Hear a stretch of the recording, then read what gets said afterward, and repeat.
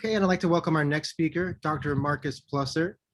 Dr. Ploesser is an expert in ADHD. Dr. Ploesser, thank you for joining us. I wanted to ask you first, what are some ways that ADHD can manifest and the impact that it can have on people's lives? It can manifest in many ways. Traditionally, we think about ADHD as a developmental disorder that starts in childhood, possibly with an extension of symptoms into adulthood. However, demands in elementary school, junior high school may not be too high, and therefore persons with a higher than above average intelligence often will only come to medical attention late in life, often not until they are in professional school, in medical school, in law school, or in graduate studies in a PhD program. And it is not until later in life that the coping mechanisms those persons had due to their superior intelligence become overwhelmed and they come to medical attention. In adults, in my practice, I probably see people most often come to medical attention due to difficulties with time management. So a typical pattern would be racing thoughts. A person finds it difficult to shut off their mind, often shut off the phone, shut off the computer at night. And then often there is a circadian rhythm, a sleep disorder that comes with ADHD. A person goes to bed initially at 11 p.m., then it becomes 12, then 1 a.m., 2 a.m., 3 a.m., and so on. In some cases, it goes around the clock, and then often early morning appointments, early morning classes in college or school are getting missed, and the student will start failing out of class. So ADHD is often misunderstood as an inability to focus. However, that is not the case. It is most often a disorder of appropriate focus regulation. So the person can focus on what interests them, but they find themselves unable to focus on routine tasks, on the boring stuff that nevertheless is important to keep life in order. So it is a disorder of focus regulation, where the person can focus on what interests them, what draws their attention for the moment, but they can't keep the daily life together, following through on boring stuff. And as such, it is also a disorder of implementation. It is a disorder of doing, not being able to get stuff done, I would say is the hallmark. Right. And that brings up an interesting point because you talked about the racing mind. One thing I wanted to ask you about was how can other disorders like anxiety disorders interplay with ADHD or even present as ADHD? It's a very complex decision because for two reasons, it is very complex. The first reason is that symptoms that we find in ADHD, often we also find in other mental health conditions. When we look at, interestingly, psychiatry is the only field in medicine that doesn't look at the organ they purport to treat. Right? Like if you go to a cardiologist, you would expect a physical exam and an EKG.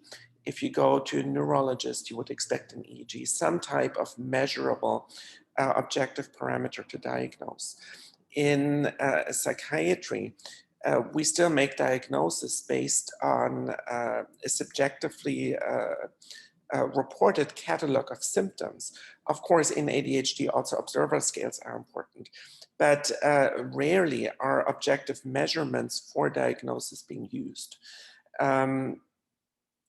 So bringing it back to the initial question, why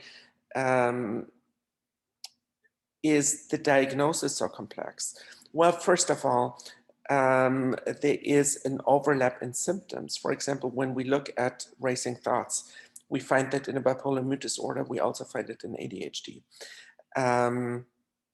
When we look at symptoms such as explosive outbursts, anger outbursts, of course, we will find it in impulse control disorder, in a mood disorder, and we also find it as a symptom of ADHD. So it is that symptom overlap that makes diagnosis so challenging.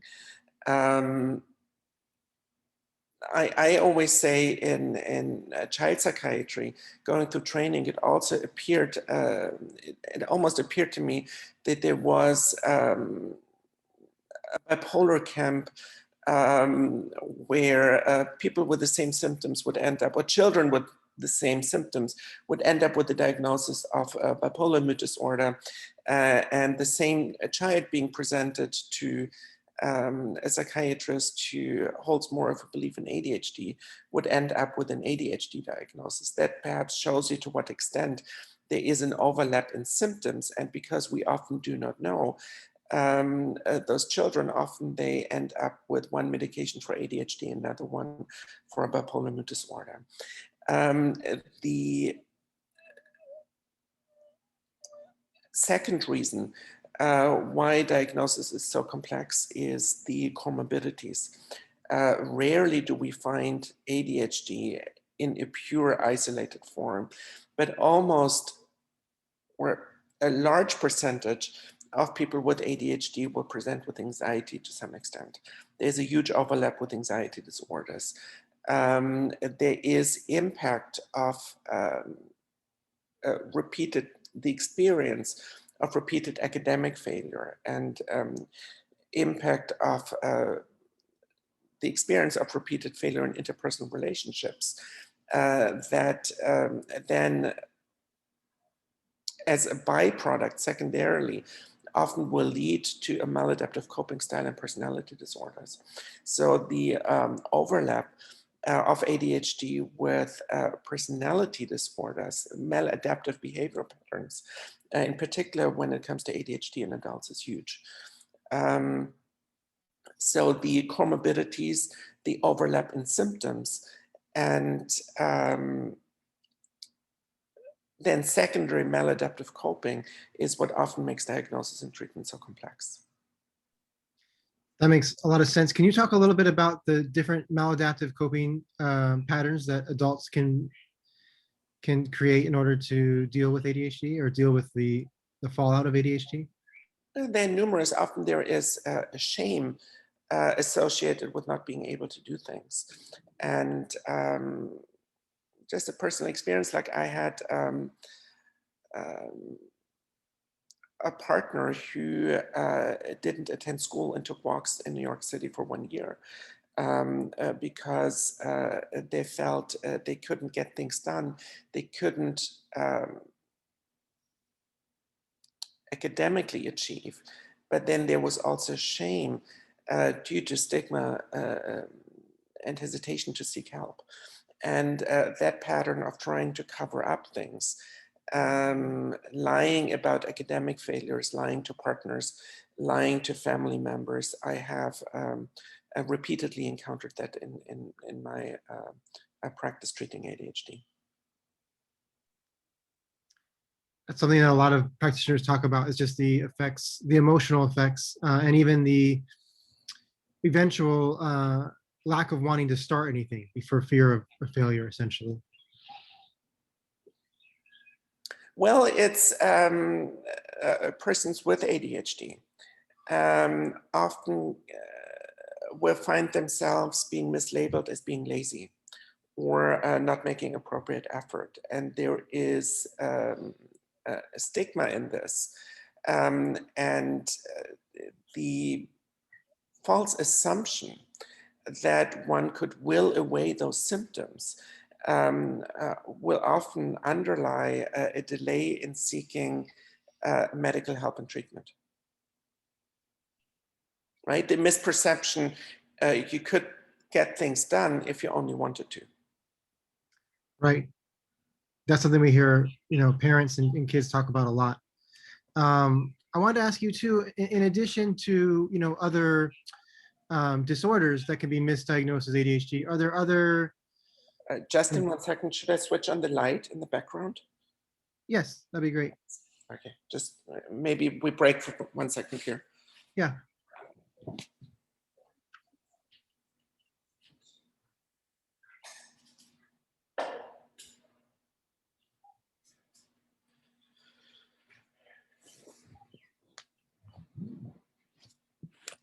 Is this a little better? Yeah, it's a little better, especially as it gets darker behind you.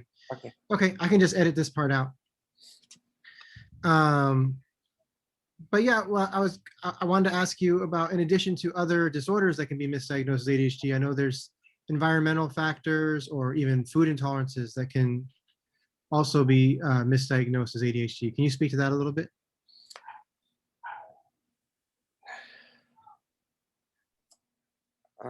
Can you repeat the question one more time? Yeah, in addition, I know that it's very hard to diagnose ADHD, and part of that is because of all the other disorders that can manifest similarly. And I know that there's also some dietary disorders and environmental things like mold that can also manifest as ADHD. Could you speak to that just a little bit? Well, I'm not sure I would agree with the conclusion that those other factors manifest as ADHD, but they manifest with conditions that can easily be misdiagnosed as ADHD because there's such an overlap. There have been numerous dietary approaches to ADHD going back decades, most notably the Feingold diet is a dietary approach to ADHD that dates back a long time. It is in essence a diet that avoids artificial colorings, artificial sweeteners. According to some versions of the diet, there was also an avoidance of salicylate containing foods, including avoidance of tomatoes, for example. However, the dietary approach has been controversial and not everybody would agree with its effectiveness. Right. There is also a discussion around the concept of leaky gut leading to leaky brain. So what that means is a connection between diversity of our gut microbiome and brain health in general. And the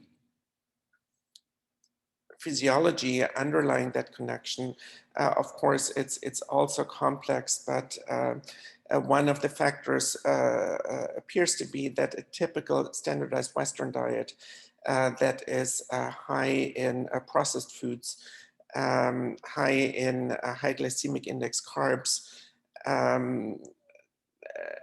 appears to lead to less diversity of the gut microbiome and a state of chronic inflammation. One of the factors being like molecules that shouldn't cross the gut-blood barrier being let through. And then there is likely a cross-reactivity between those molecules and molecules that play a role in the blood-brain barrier. So the idea here is that a chronic inflammation of the gut also leads to a leaky blood-brain barrier and a variety of non-specific mental health symptoms, including difficulties with attention and focus. So we often find that in gluten sensitivity, and other frequent offenders would be soy, corn, dairy in some cases. And the way to tease it out would be through an elimination diet. So you would gradually eliminate certain foods and then see if the symptoms get better. And later on, as a test, reintroduce those same foods and to see if the symptoms return. There has also been a discussion in the field forever whether refined sugars worsen ADHD symptoms, and again, it's controversial. Um, Traditionally, trained physicians would argue that ADHD is largely a genetic condition. We know that ADHD is as hereditary as body height, probably the most hereditary mental health condition. And the assumption between a connection of food, of processed sugars, and a worsening of ADHD symptoms, according to some, is seen as an urban myth. However, parents continue to make those observations, and the hypothesis here is that the consumption of sugar, besides causing certain mineral deficiencies, also acts as a serotonin booster, in simplified terms. And in ADHD, we know that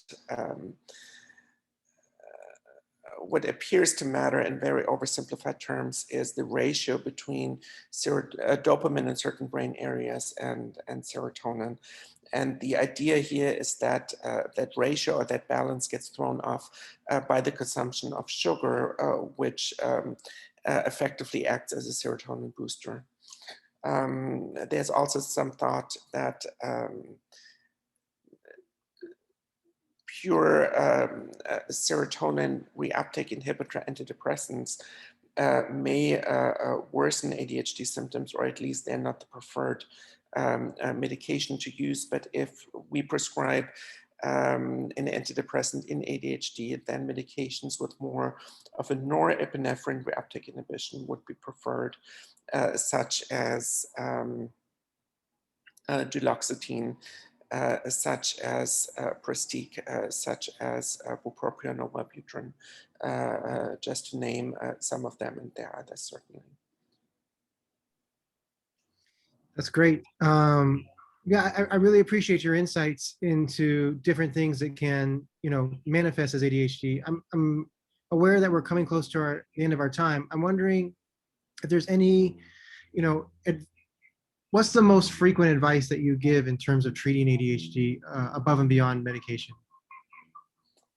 A pill can't make you do things. Like, we know that pure behavioral approaches often don't work. So it appears that to treat ADHD effectively, most of the time, medications are needed. But then the thinking is that with a temporary reduction of symptoms through medication, it opens a time window for behavioral intervention, for skills training. It opens a time window to work with other modalities, such as supplements, like in ADHD inattentive type, rhodiola and ginseng are often helpful. Vitamin B6 is often helpful. So a temporary reduction in symptoms through the use of pharmacological medications will often open up a time window to work with other modalities. And those are the use of neurofeedback, which is a brain retraining through operant conditioning, skills training, cognitive behavioral therapy, then dietary approaches, like a shift to a low inflammatory Mediterranean style diet that has healthy fats. So I'm a strong believer that low fat diets are bad for us, but it's the type of fats we eat that matter. So we want to make those dietary changes towards a diet that supports brain health. And I would like to mention the Walsh Institute protocols as well. That is an individualized treatment approach with sent out labs, usually to DHA or doctor's data, where one looks at factors such as methylation status, copper to zinc ratio, urine pyroles, and a number of other factors. And according to Dr. Walsh's research, in many patients with ADHD, there is a relative zinc deficiency and a relative copper overload in that ratio. And those protocols seek to address it, often with a copper restriction, such as the filtering of water, and zinc supplementation in many cases. So I believe that medication generally works the fastest, but given the side effect profile, it's not the most effective approach long term. That makes a lot of sense. Well, I really appreciate your time, Dr. Markus Ploesser. Everybody can find your page through the Summit website, and we appreciate everything you had to share. Thank you. Excellent. Thank you. Thank you.